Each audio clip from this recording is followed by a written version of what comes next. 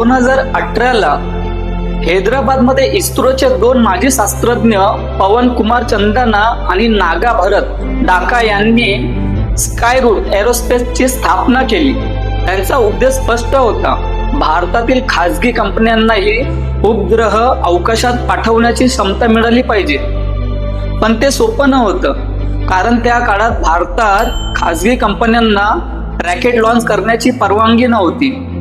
2020 मध्ये भारत सरकारने म्हणजेच भाजपा सरकारने अंतराळ क्षेत्र खासगी उद्योगांसाठी खुले केले होते आणि इन स्पेस सारख्या संस्थेची स्थापना झाली।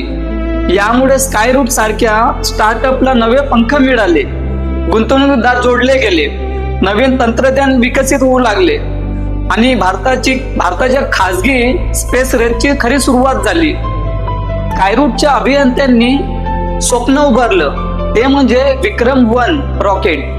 सुमारे 22 मीटर उंच, 350 किलोपर्यंतचा उपग्रह, लो अर्थ ऑर्बिटमध्ये पोहोचण्याची क्षमता, 3D printed engine, carbon cooperating structure आणि कमी वेळेत प्रक्षेपणासाठी तयार होणारी आधुनिक रचना। हे फक्त रॉकेट नव्हतं, तर भारताच्या खासगी अंतराळ उद्योगाचं भविष्य होतं। 18 जुलै 2026 रोजी श्रीहरिकोटाच्या सतीश धवन स्पेस सेंटरवर सर्वांची नजर होती।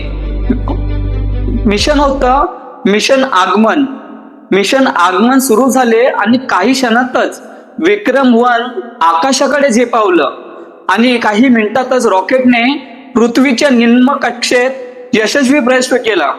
भारताच्या इतिहासात पहिल्यांदाच एका खासगी भारतीय कंपनीने स्वतः विकसित केलेले ऑर्बिटल रॉकेट यशस्वीरित्या अवकाशात पोहोचले होते।